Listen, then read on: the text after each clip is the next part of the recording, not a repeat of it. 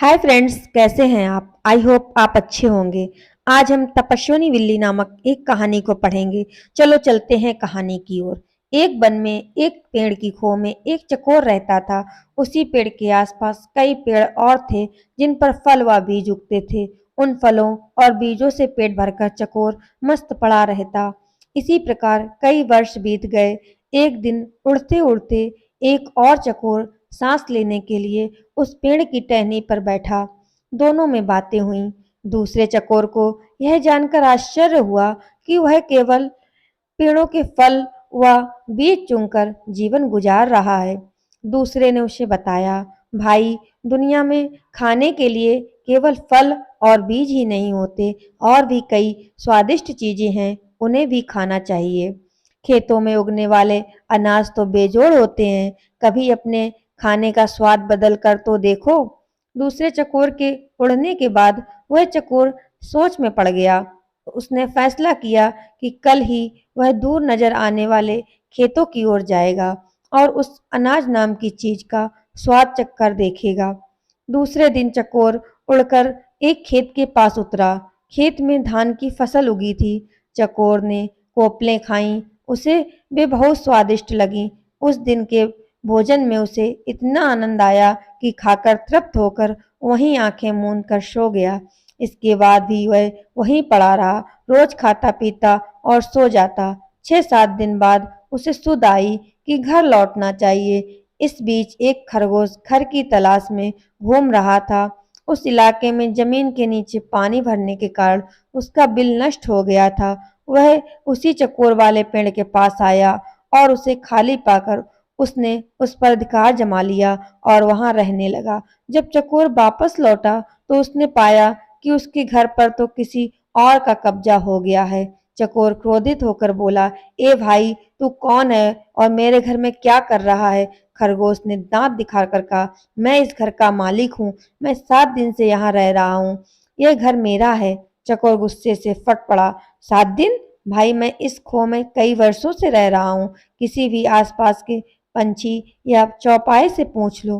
खरगोश चकोर की बात काटता हुआ बोला, सीधी सी बात है, मैं यहाँ आया, यह खो खाली पड़ी थी और मैं यहाँ बस गया। मैं क्यों अब पड़ोसियों से पूछता फिरूं?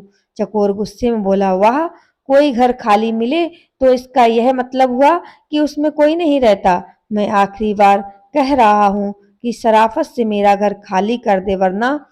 खरगोश ने भी उसे ललकारा, वरना तू क्या कर लेगा?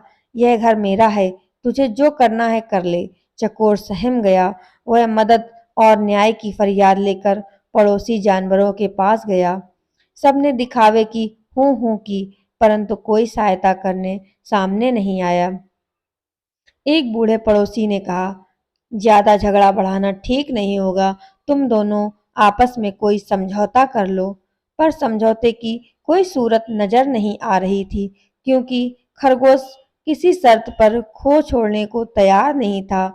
अंत में लोमड़ी ने उन्हें सलाह दी, तुम दोनों किसी ज्ञानी ध्यानी को पंच बनाकर अपने झगड़े का फैसला उससे करवाओ। दोनों को यह सुझाव पसंद आया। अब दोनों पंच की तलाश में इधर उधर घूमने लगे।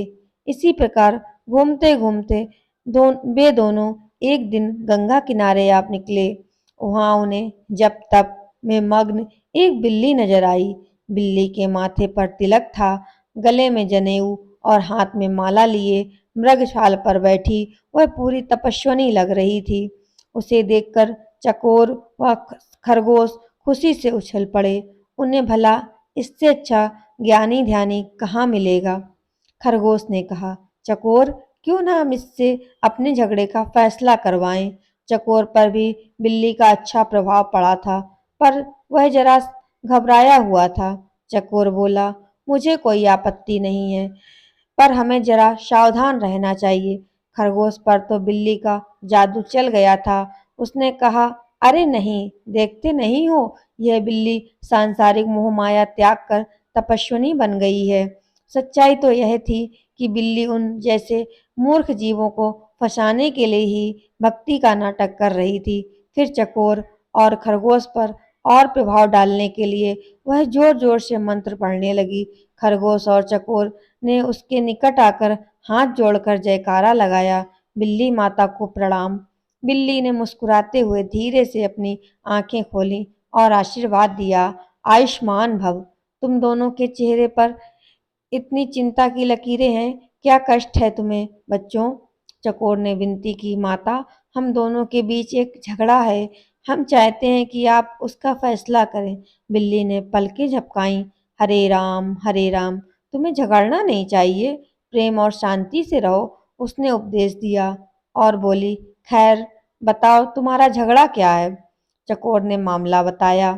खरगोश ने अपनी बात कहने के लिए मुंह खोला ही था कि बिल्ली ने पंजा उठाकर रोका और बोली, बच्चों, मैं काफी बूढ़ी हूँ, ठीक से सुनाई नहीं देता, आंखें भी कमजोर हैं, इसलिए तुम दोनों मेरे निकट आकर मेरे कान में जोर से अपनी अपनी बात कहो, ताकि मैं झगड़े का कारण जान सकूं और तुम दोनों को न्याय दे सकूं। जय सिया राम। वे दोनों भक्तिन बिल्ली के बिल्कुल निकट आ गए ताकि उसके कानों में अपनी अपनी बात कह सकें। बिल्ली को इसी अवसर की तलाश थी। उसने म्याऊं की आवाज लगाई और एक ही झपट्टे में खरगोश और चकोर का काम तमाम कर दिया और आराम से खाने लगी। फ्रेंड्स, आपको ये कहानी कैसी लगी प्लीज कमेंट में बताएं और अगर आपको ये कहानी अच्छी लगी तो मेरे चैनल को लाइक शेयर एंड सब्सक्राइब करें। Bye bye friends.